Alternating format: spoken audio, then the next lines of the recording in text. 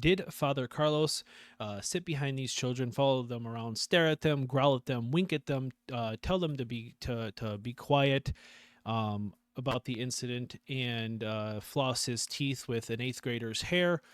We don't know. We're about to expose the truth of the allegations against Father Carlos Martins, but if you like this type of content, don't forget to like and subscribe to the channel. I appreciate it. Let's get into it. The Catholic community, especially in the YouTube sphere, has definitely been in overdrive on damage control the last couple of months in regards to the allegations against Father Carlos Martins. A Catholic news source called The Pillar put out an article about the allegations against Father Carlos Martins, and it got everybody in an upheaval. Many YouTube channels put out videos about this. Many Catholic YouTube channels put out videos about this, coming in defense of Father Carlos Martins, and how this article from The Pillar was essentially a hit piece from the devil, trying to quash his ministry because he's doing, he's exposing the devil. So the devil is now making these allegations against him to quash his ministry, essentially. But YouTube channels such as Joe McClain, Catholic Unscripted, Christians on YouTube,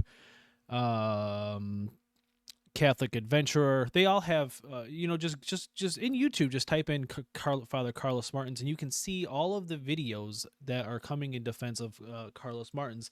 And it was done for a reason. It was done for a very specific reason, because it's damage control. They're in full-on damage control mode. They're trying to get ahead of this because all they have to do is instill doubt in their audience.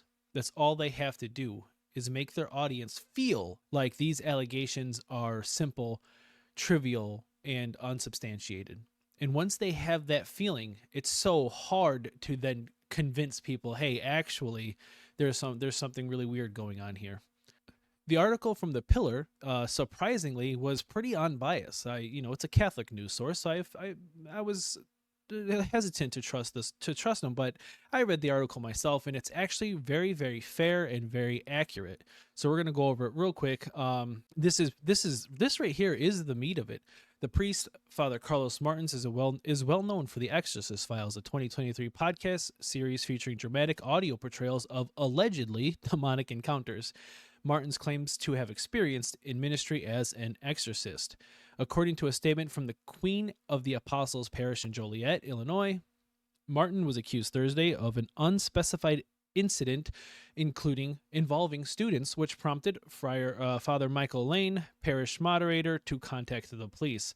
Martins was confronted with the information. Lane wrote, "We informed the priest that he must depart from our parish and our diocese." While Lane's statement did not provide details about the allegations, parish priests aimed to assure parishioners that all involved in the incident are safe. A police investigation is still ongoing. You can continue to read the rest of their article for yourself, but this right here is what people are up in arms about. And it was a very fair and accurate report of what happened, especially given that this came out in November of 2023. In response to this, Father Carlos Martin's lawyer put out a cease and desist letter to The Pillar, and that's what all of these people on YouTube and the commenters, that's what they're referencing, this letter, which is just a cease and desist letter. This isn't a statement like to the public in defense of the allegations. This is just a cease and desist letter telling The Pillar to take this article down. So we're going to go over the cease and desist letter that came out of the Burke Law Group. And if you know anything about the history of Catholic priests, the name Burke is probably a really bad one to have tagged onto your law firm if you're going to be defending a Catholic priest. But that's besides the point. So we're going to get into this, and then we're going to go over what the police reports actually say, and we'll do a lie counter as we go along. So let's get into it. We're going to skip right down into the meat of the allegations. Just as a disclaimer, this video is not to show whether Father Carlos Martins is innocent or guilty of the allegations, but just to show the discrepancies in what the allegations are reported to be and what the allegations actually are. So we're going to go over this, and we'll put a lie counter up on the screen here, just to show the discrepancies between the allegations that the Burke Law Group is reporting and then we'll go over the actual police reports. So without further ado, we're going to get into this. On November 21st, 2024, Queen of the Apostles Parish in the Diocese of Joliet, Illinois, hosted Father Martins to share the relic of St. Jude for public veneration. The parish invited its school to attend. Over 200 students attended the event, which was hosted in St. Paul Church. All the facts surrounding the pillar's reporting happened in front of a large group of people encompassing multiple grades. That's lie number one. As he always does, Father Martins began his interaction with the attendees in chit-chat dialogue. He is bald and apt to joke about it as a conversation starter. During his conversation with the older students, now, the students are in 8th grade. I don't know if I would consider them older students. A bit misleading, but not necessarily a lie. Older, I guess, is subjective. But 8th grade, I would consider that a younger student. But we'll keep going. He made a comment to a student about her long hair, remarking, "You and I have almost the same hairstyle." A comment meant with giggles. Lie number 2. He then remarked that he also once had long hair like hers, and he joked he would floss my teeth with it. Again, his comment met with laughter. We'll consider that the same as lie number 1. He then asked the student, "Have you ever flossed with your hair?" Laughing, and again, nobody laughed, so we'll just consider that the same lie. She shook her head no. He then said, "Well, you have the perfect length for it." As he lifted up a flock from her shoulders to show its length. She giggled. They keep this article keeps saying she laughed, she giggled, she laughed. Because you see they're trying to make light of this. They're trying to say, like, at the time she found that it was very funny, but that's not what she reported. But we'll get into that. So all of the giggles and laughs, we'll just count that as one lie. She giggled along with the others. He was building rapport. The student came home and told her father the story. He apparently became infuriated by what he had heard, calling the police. The police arrived at the parish, and during the event, after questioning the students, left without making any arrests or filing charges. So that's true. They did leave because that's not how arrests and charges work. Father Martins had already left the church by the time the police got there, so even if they wanted to make an arrest, they couldn't do it right there on the spot because he was long gone. And yeah, they're not going to file charges. They're just taking a report, and then that'll have to go to a detective, and then the detective will see if there's enough there to press charges, and that will go to the state's attorney, and then the state's attorney will. There's a whole process to it. So yeah, that is true, but misleading. It was only after the outraged father called the police a second time, insisting that they charge Father Martins with battery, that the police agreed to further investigate. Not necessarily true. There is no indication that there is any new evidence that would further implicate my client of any wrongdoing. To date, no charges have been filed. So that's true. To date, when the cease and desist letter came out on November 25th, Pillar and its editors entirely ignored these facts. What facts did they ignore? They didn't present any facts that were readily ascertainable through any preliminary investigation. That's another lie. Instead, the Pillar may have defamed Father Martins by insinuating he engaged in sexual crimes with children at the parish. Now, it does not say that. We'll go back to this. Thursday of an unspecified incident involving students. Now, the fact that people's minds immediately jump to sexual crimes against children is not anybody's fault but yours, Catholic Church. That's your fault. But getting back to it, the statements that the Pillar and the individual reporters and the editors made include, but are not limited to, accusations that Father Martins is involved in a police investigation, because he was, while failing to note that the initial investigation found no fault. That's not how investigations work. That's another lie. The salacious headline accusing Father Martins of alleged inappropriate conduct involving children, that's 100% accurate. The article goes on to describe an incident involving students at the parish with no reference to the nature of the public audience, lie, or that the incident consisted of a conversation that took place in full view of many. That's another lie. And the reason I keep saying that these things are lies, because you're like, well, maybe they didn't know. Well, if you don't know, then don't say anything. But we'll get into the attorney's interview that took place very early on, or I guess late November. We'll get into that. that shows they knew what the allegations were, and they knew this did not take place in front of people. They knew that there were only two witnesses, and in fact, the attorney for the Diocese of Joliet specifically states there were no adult witnesses. But we'll get into all that later. Instead, the pillar insinuates that the children were alone with Father Martins, when the truth is that all the interactions with the children took place in a classroom setting with teachers, clergy, parish staff, and volunteers present. This is a blatant lie. So much so that they it took place. So the Queen of the Apostles has a church and a school pretty much attached to it. They're in the same parking lot. There's the St. Paul's Church and then the school, the Catholic school.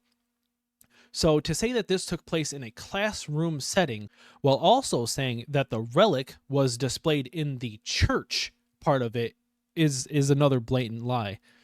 With that being said, now we're going to go over the actual police reports and compare the witness statements, the lawyer statements, different statements from various people of the church, and we're going to compare what was said in the actual police reports to what is reported in this cease and desist letter, which everyone is using as a reference for factual reporting on the allegations. So this is the first report we're going to go over. This is an interview with the attorney for the Archdiocese of Joliet conducted by Officer Jose Martinez, reported on 11/21/2024 at 3:24 p.m.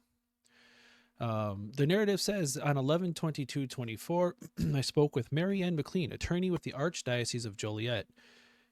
In summary, Mary told me the following. Mary was made aware of the incident that occurred on 11/21 at Queen of the Apostles Church. Mary conducted her own interviews with the priests involved and with the principal of the school, Bob Terrell. Mary told me that the priest involved is Carlos Martins. Carlos is from an order of priests from Ontario, Canada. The priest is touring different churches throughout the country with the relic from the Vatican. On 11/21/24, 8th grade students from the Queen of Apostles were in church when Carlos approached the victim and grabbed her hair to floss his teeth. Now, if you noticed, if you remember going over the letter from Father Martin's lawyers, that part was conveniently left out. They trivialized it, saying that all he did was just grab her hair, and to show how long it was, they left out the part where he actually put it in his mouth and flossed his teeth with it. Convenient, but we'll keep going here. Mary told me that two other students witnessed the incident. The students were blank and blank. No adults witnessed the incident. Now, this is important because the narrative that they were trying to sell on the cease and desist letter from Martin's law firm is that this happened in front of hundreds of people. Over 200 people attended the event, and it all took place in front of the public eye. When, of course, that was just a blatant lie. So you could check that off our lie box. No adults witnessed the incident. That's very important. And there were only two witnesses, both juveniles. Once Mary was made aware of what occurred, she contacted the priest and spoke with him. Mary told me that Carlos admitted to touching Blake's hair, but it was more of a joke. Carlos was only joking around with the kids. Mary told me that Carlos was banned from any further activities with the Archdiocese of Joliet. Mary told me that Carlos has already left the area and is believed to be in Indiana touring the country with the relic. So again, they, in the previous, the letter from the lawyer, they try to make you think that the police came and investigated Father Carlos and said, nope, no, nothing to see here, no wrongdoing, you're in the clear. When that's just not the case. By the time the police arrived, they were already, Carlos was already in Indiana by the next day. Mary told me that the church would also be conducting an internal investigation that included my interview with Mary. The next report we're going to go over is the initial report. Suspect is male, whitely, 50s, balding, potbelly. This describes Carlos Martins pretty perfectly. I responded to the above location and met, a lot of this is redacted. School principal Bob Terrell stated that when the victim returned home from school, she told him that she was standing in line at the church around 12 to 1300 hours. The above-named suspect approached her and made a comment about her long hair. Next, blank blank told him that the suspect asked her if she ever flossed her teeth with her hair, then proceeded to grab her hair, place it in his mouth, and began flossing his teeth with her hair. This was conveniently left out of the cease and desist letter that everybody seems to be referencing to come in defense of Carlos Martins. He just merely touched it. No, he put it in his mouth, allegedly, and flossed her teeth. Next, Blank told her dad that she and her friends sat down in the pews of the church. The suspect sat directly behind them and was making a growling sound. I asked Blank if this was done out of humor, and he stated Blank told him that the suspect was staring at them, almost in a trance-like state, and was growling.